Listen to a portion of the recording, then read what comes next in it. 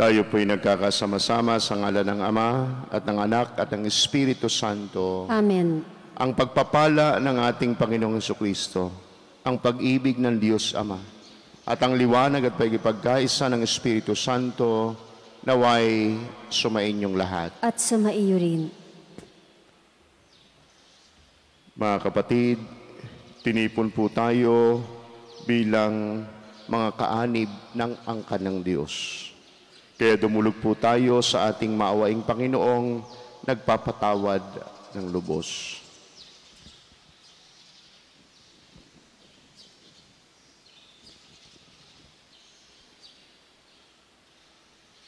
Sinugong tagapagpagaling sa mga nagsisisi, Panginoon, kaawaan mo kami. Panginoon, kaawaan mo kami. Dumating na tagapag-anyayang makamasalanay magsisi, Kristo, kaawaan mo kami. Kristo, kaawaan mo kami. Nakaluklok ka sa kanan ng Diyos Ama para ipamagitan kami. Panginoon, kaawaan mo kami. Panginoon, kaawaan mo kami. Kaawaan tayo ng Diyos sa makapangyarihan, patawarin tayo sa ating mga kasalanan at patnubayan tayo sa buhay na walang hanggan. Amen. Manalangin tayo.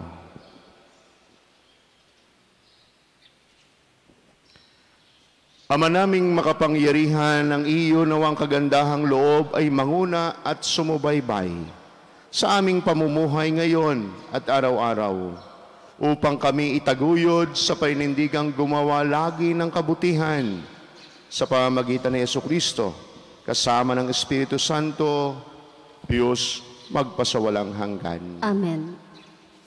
Pagbasa mula sa sulat ni Apostol San Pablo sa mga taga-Roma.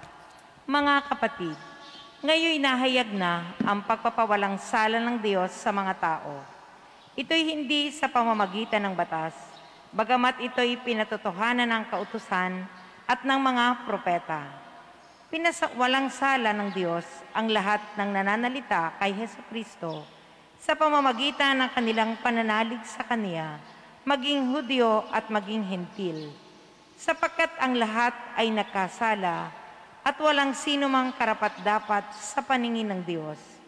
Gayunman, dahil sa Kanyang kagandahang loob, ay pinawalang sala sila sa pamamagitan ni Jesucristo na nagpalaya sa kanila. Siya ang itinakda ng Diyos na maging handog upang sa pagbubuo ng Kanyang dugo ay maipatawad ang kasalanan ng tao sa pamamagitan ng pananalig sa Kanya.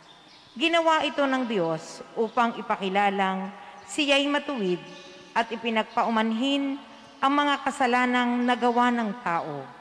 At sa ngayon, pinawalang sala niya ang mga nananalig kay Jesus upang patunayang siya'y matuwid. Ano ngayon ang ating ipagmamalaki? Wala. Bakit? Dahil lamang ba sa hindi natin pagtupad sa kautusan? Hindi. Kundi dahil sa ating pananalig kay Kristo, sapagkat maliwanag na ang tao'y pinawalang sala dahil sa pananalig kay Kristo at hindi sa pagtupad ng kautusan. Ang Diyos ba'y Diyos lamang ng mga Hudyo? Hindi ba Diyos din siya ng mga Hentil? Oo, sapagkat siya'y Diyos ng lahat, yamang iisa ang Diyos. Ang salita ng Diyos. Salamat sa Diyos.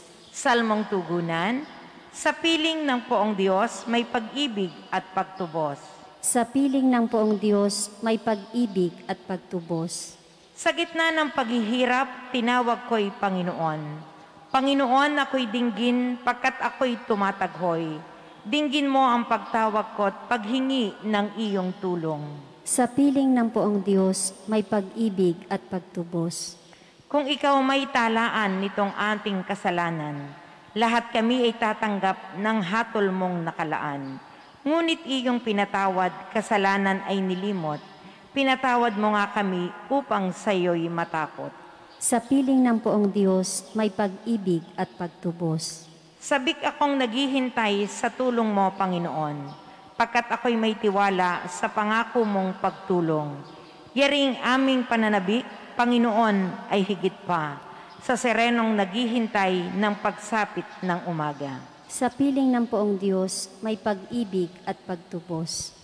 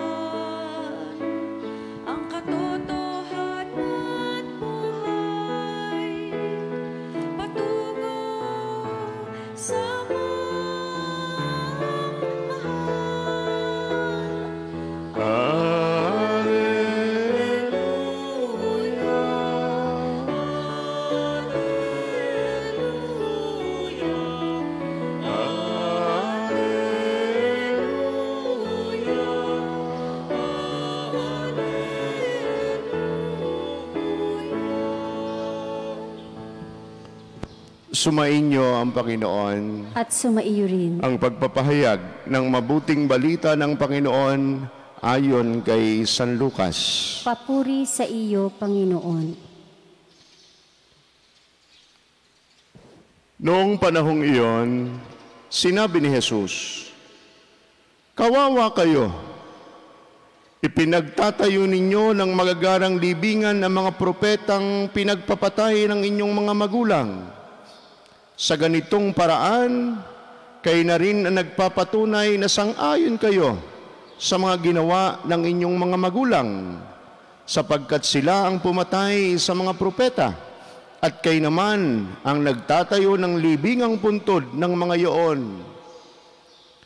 Dahil dito'y sinabi rin ng karunungan ng Diyos, magsusugo ako sa kanila ng mga propeta at ng mga apostol, ang iba'y papatayin nila at uusigin ang iba.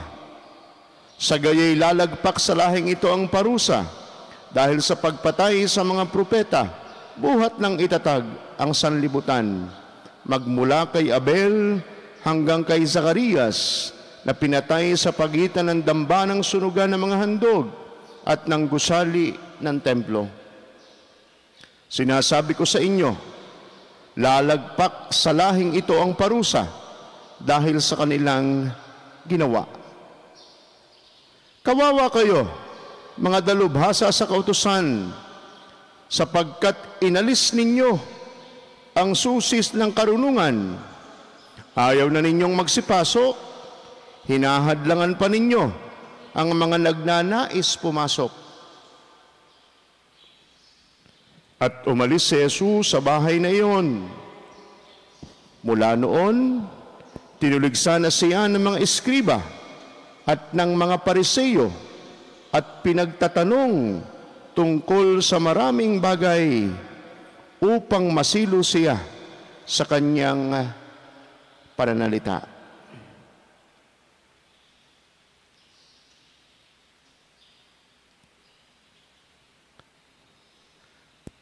Mga kapatid, ang mabuting balita ng ating kaligtasan. Pinupuri ka namin, Panginoong Heso Kristo.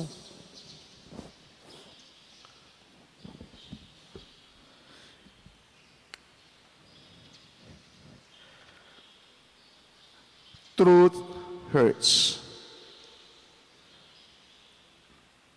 Ang katotohanan po ay nakakasakit kung walang kapakumbabaan ang isang tao. Ang simpleng pag-anyaya sa ating Panginoong Hesus na napakinggan at pinagnilayan po natin nung Martes, anong sabi? Pagkatapos magsalita ni Jesus, siya'y inanyayahan ng isang pariseyo upang kumain. Kaya't pumunta siya sa bahay nito. Ngunit nang sila'y kumakain yung hindi paghuhugas ng kamay ng ating Panginoong Hesus ay kanilang pinuna. At dito na po nagsimula, yan, hanggang ngayon, katapusan po itong bahagi, particularly itong chapter 11 ng Ebanghelyo ni San Lucas, kung saan ay parabagang nagkaroon ng expose ang ating Panginoong Hesus. Expose saan? O expose tungkol saan? Doon sa tinatawag na the hypocrisy of the Pharisees.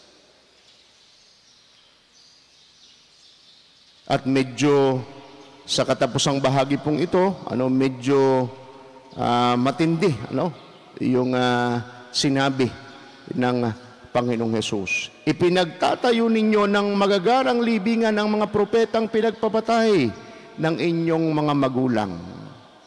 Sa ganitong paraan, kayo na rin ang nagpapatuloy ng sang-ayon kayo sa mga ginawa ng inyong mga magulang, sapagkat sila ang pumatay sa mga propeta at kayo ang nagtatayo ng libingang puntod ng mga iyon.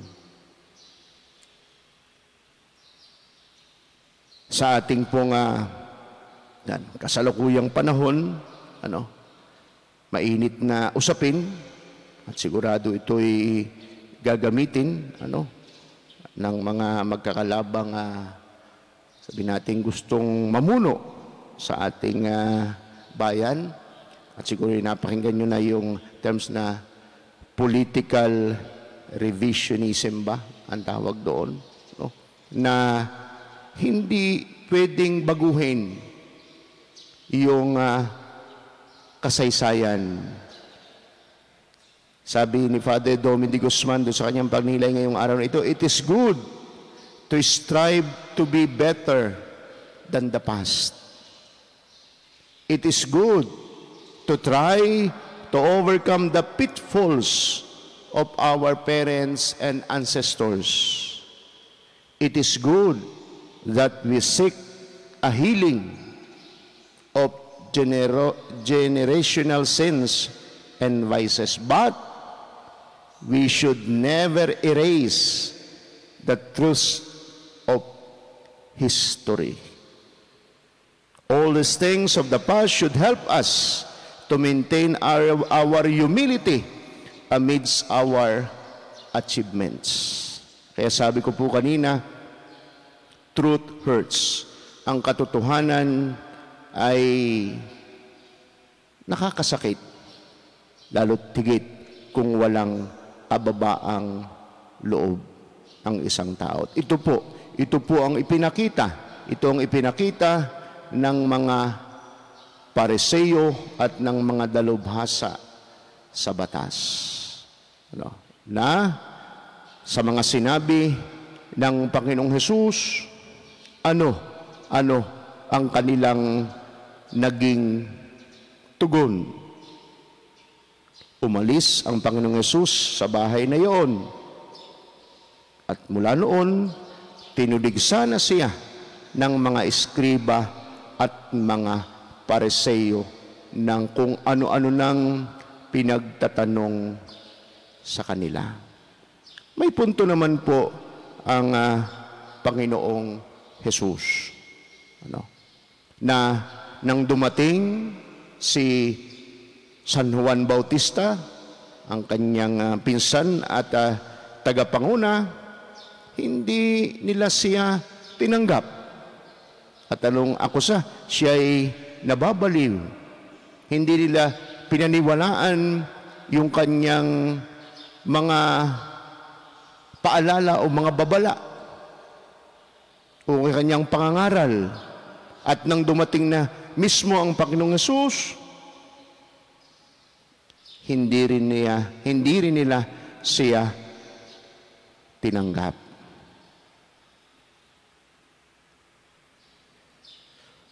At sa pangangaral ng Panginoong Hesus at sa pagtuligsa niya,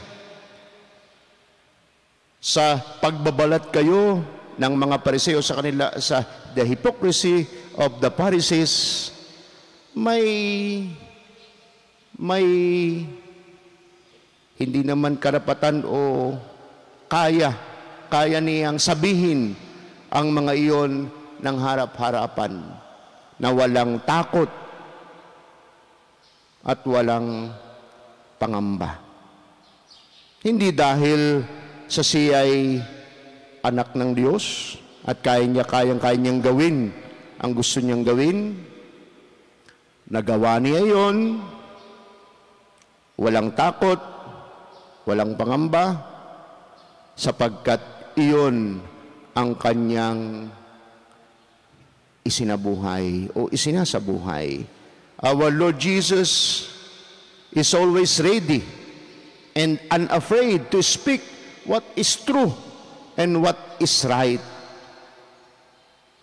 He was open and fearless to point out the wrong and to condemn the evil deeds. At isa pa rin na nangyayari sa ating kapanahunan, na kaya yung ibang tao ay takot, nagbubulag-bulagan, nagbibingi-bingihan, kahit kita na nila ang katotohanan, sapagkat natatakot na sila ay mabalikan. Ayun ba tinatawag na character assassination. But our Lord Jesus was not bothered by threats, nor would be silence, sapagkat alam niya at isinasabuhay niya ang katotohanan.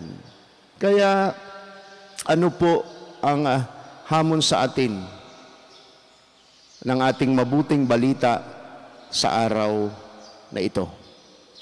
Siyempre, ang tularan bilang mga tagasunod ng Panginoong Hesus, ang patuloy na sumunod sa Kanya, tularan ng Kanyang halimbawa at isabuhay ang Kanyang mga salita. At paano po natin ito gagawin? Ang patuloy na pagsunod sa Kanya at pagsasabuhay ng Kanyang mga salita ay ang pagsusumikap nating mamuhay ng tama at banal. To do what is right, what is moral, and what is good. Ang patuloy na pagsunod sa Panginoong Hesus at pagtupad sa Kanyang mga salita ay ang pagpapahayag din ng katotohanan at pagtupad sa Kanyang mga kautusan. At sa katapusan po, dito tayo huhusgahan. He will judge us to see how loving we are, how caring we are, how forgiving we are to our brothers and sisters. Hindi tayo huhusgahan ng Panginoon kung anuman ang ating mga nakamit at narating sa buhay, kung ano ang ating itsura. Huhusgahan tayo ng Panginoon kung papaano natin ginamit ang buhay na pahiram niya sa atin ayon sa Kanyang halimbawa. He will measure our lives by our good examples and exemplary living.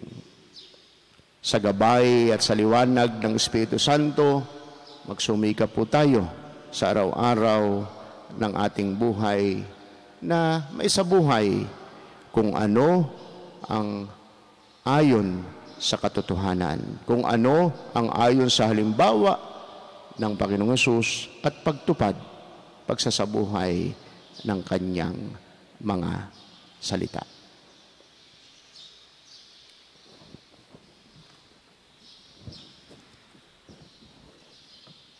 Hilingin natin sa Panginoon na maging makatotohanan tayo sa ating pagsunod sa Kanya at sa ating mga gawain.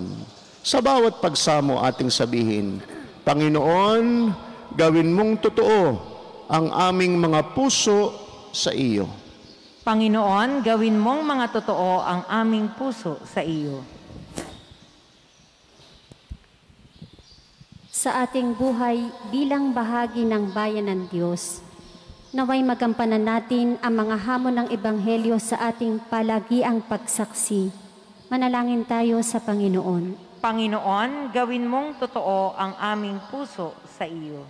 Atin nawang maiwasang gawin ang mga bagay na nakikiayon o pagpapakitang tao lamang. Manalangin tayo sa Panginoon. Panginoon, gawin mong totoo ang aming puso sa iyo. Yaong mga pinanghihinaang ng loob dahil sa ating hindi naging magandang ugali at pakikitungo, naway manumbalik sa pagsisimba sa pamamagitan ng ating pagbabalik loob at pagbabagong buhay. Manalangin tayo sa Panginoon. Panginoon, gawin mong totoo ang aming puso sa iyo. Ang mga may sakit, naway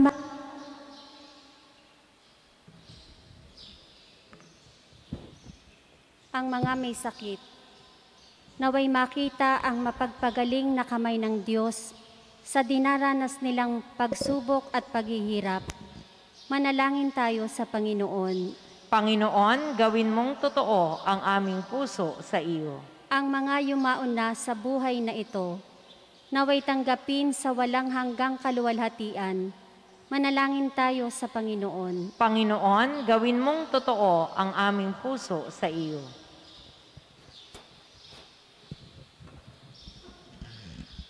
Ama, tulungan mo kaming sumamba sa iyo ng may totoong puso upang makalapit kami sa iyo sa Espiritu at katotohanan. Hiling po namin ito sa ngalan ni Kristong aming Panginoon. Amen.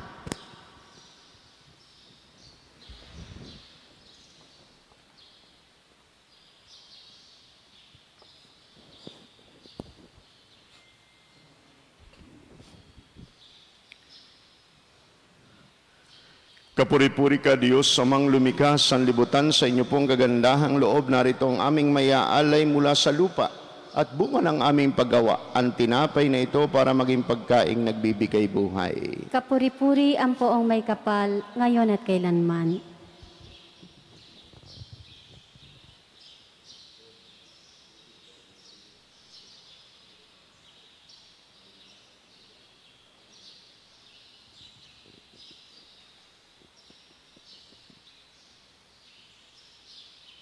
Kapuri-puri ka, Diyos, samang lumikha sa libutan, sa inyo pong kagandahang loob. Narito ang aming mayaalay mula sa katas ng ubas at bunga ng aming paggawa, ang alak na ito, para maging inuming nagbibigay ng iyong Espiritu. Kapuri-puri ang poong may kapal, ngayon at kailanman. O Diyos, amang lumikha, nakikiusap po kami ng mga makasalanan, tanggapin ang buhay ng pagsisisi ng nandito.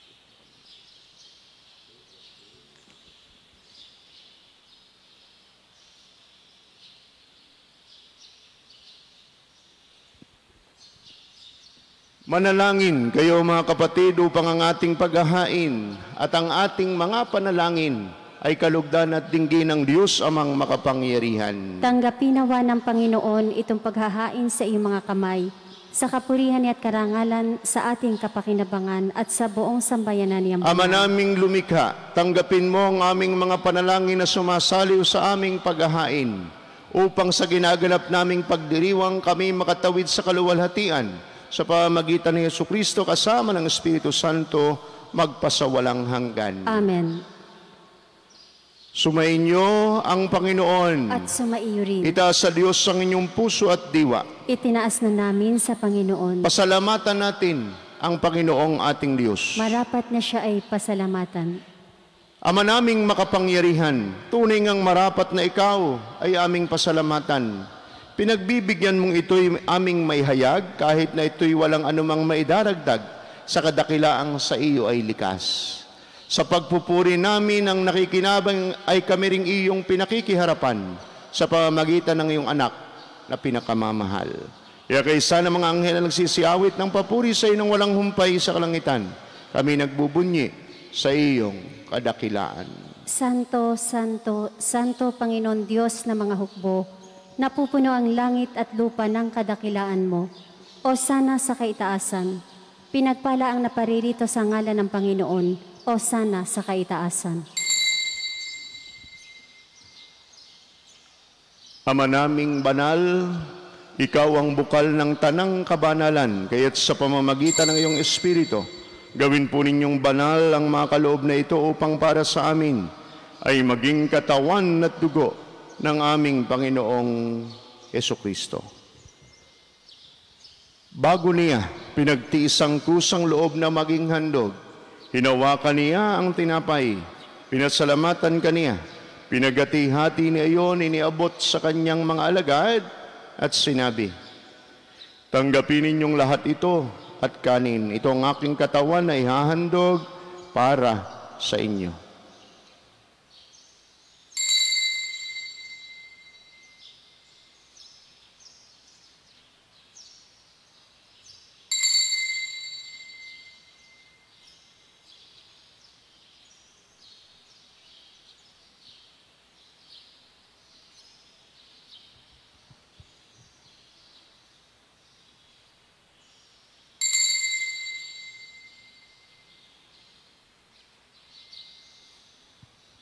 Gayun din naman nung matapos ang hapunan, hinawakan niya ang kalis, muli kaniyang pinasalamatan. Iniabot niya ang kalis sa kanyang mga alagad at sinabi, tanggapin ninyong lahat ito at inumin. Ito ang kalis ng aking dugo ng bago at walang hanggan tipan. Ang aking dugo na ibubuhos para sa inyo at para sa lahat sa ikapagpapatawad ng mga kasalanan. Gawin ninyo ito sa pag-alaala sa akin.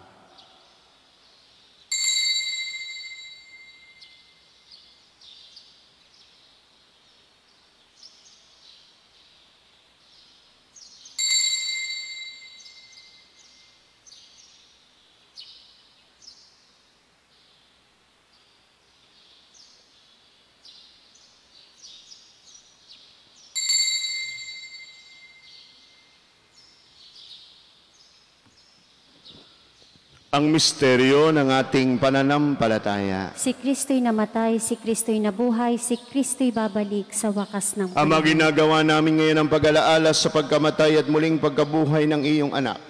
Kaya't iniaalay po namin sa iyo ang tinapay na nagbibigay buhay at ang kalis na nagkakaloob ng kaligtasan. Kami nagpapasalamat dahil kami iyong minarapat at tumayo sa harap mo para maglingkod sa iyo. Isinasamo po namin kaming mga magsasalo-salo sa katawan at dugo ni Kristo'y mabuklod sa pagkakaisa sa pamamagitan ng Espiritu Santo. Amalingapin po ninyo inyong simbahang laganap sa buong daigdig. Puspusin po ninyo kami sa pag-ibig. Kaysa ni Francisco na aming Santo Papa at ni Gilbert na aming Obispo, lahat ng mga Obispo at ng Tanang Kaparian. Alalahanin po ninyo ang mga kapatid naming nahimlay na ng may pag-asang sila'y muling mabubuhay. Gayon din ang lahat ng mga pumanaw, lalo tigit silang malalapit sa aming buhay. Kaawaan po ninyo sila at patuloyin sa iyong kaliwanagan. Kaawaan po ninyo at pagindapatin kaming lahat na makasalo sa iyong buhay na walang wakas. Kaysa ng mahal na Birheng Maria na Ina ng Diyos, kaysa ni San Jose na kanyang kalinasanisang esposo at minamahal naming pintakasi, kaysa ng mga apostol at ng lahat ng mga banal, lalo tigit na San Lorenzo Ruiz, San Pedro Calungsod at San Jose Marelo, na namuhay dito sa daigdig ng kalugod-lugod sa iyo. May pagdiwang po nawa namin ang pagpupuri sa ikararangal po ninyo sa pamamagitan ng iyong anak na aming Panginoong Jesucristo. Sa pamamagitan ni Kristo, kasama niya at sa Kanya, ang lahat ng parangal at papuri ay sa Diyos amang makapangyarihan, kasama ng Espiritu Santo, magpasawalang hanggan.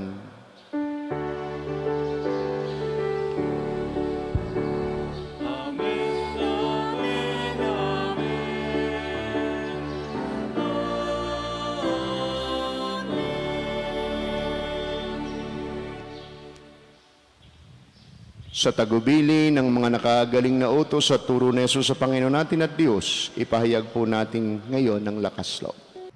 Ama namin, sumasalangit ka, sambahin ang ngalan mo, mapasa amin ang kaharian mo, sundin ang loob mo dito sa lupa para nang sa langit.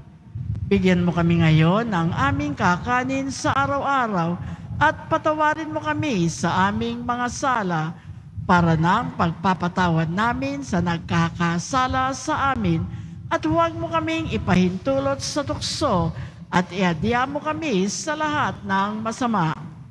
Tingin po namin kami iadya sa lahat ng masama. Pagkalooban ng kapayapaan na araw-araw, iligtas sa kasalanan at ilayo sa lahat ng kapahamakan samantalang aming pinananabikan ang dakilang araw ng pagpapahayag ng tagapagligtas naming si Yesu Kristo. Sapagkat iyo ang kaharian, ang kapangyarihan at ang kapurihan, magpakailanman. Amen. Panginoong Yesu Kristo, sinabi mo sa iyong mga apostol, kapayapaan ang iniiwan ko sa inyo, ang aking kapayapaan ang ibinibigay ko sa inyo. Tunghayan po ninyo ang aming pananampalataya at huwag po naman ang napakarami naming mga pagkakasala. Pagkalooban po ninyo kami ng kapayapaan at pagkakaisa. Lalo tigit kapayapaan at pagkakaisa sa loob ng aming mga tahanan ayon po sa inyong banal na kalooban, kasama ng Espiritu Santo, magpasawalang hanggan. Amen. Ang kapayapaan ng Panginoon naway laging sumainyo. At sumaiyo rin. Magbigay at manghangad po tayo ngayon ng kapayapaan sa isa't isa. Kordero ng Diyos na nag-aalis ng mga kasalanan ng sanlibutan, maawa ka sa amin. Kordero ng Diyos na nag-aalis ng mga kasalanan ng sanlibutan, maawa ka sa amin. Kordero ng Diyos na nag-aalis ng mga kasalanan ng sanlibutan, ipagkaloob mo sa amin ang kapayapaan.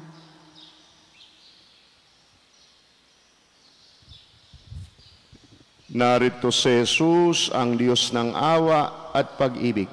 Siya ang Diyos na sumasa atin, malapit sa ating piling. Mapapalad kayong mga nakikibahagi sa kanyang banal na piging. Panginoon, hindi ako karapat-dapat na magpatuloy sa iyo, ngunit sa isang salita mo lamang ay gagaling na ako. Ang katawan ni Kristo. Amen.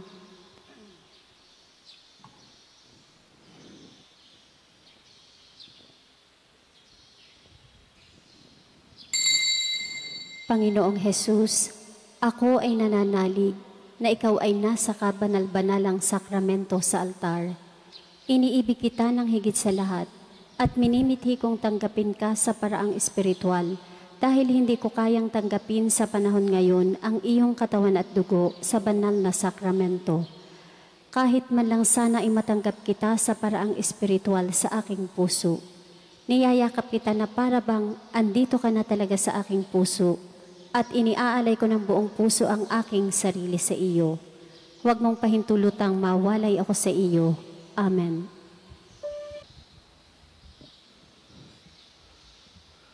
Manalangin tayo.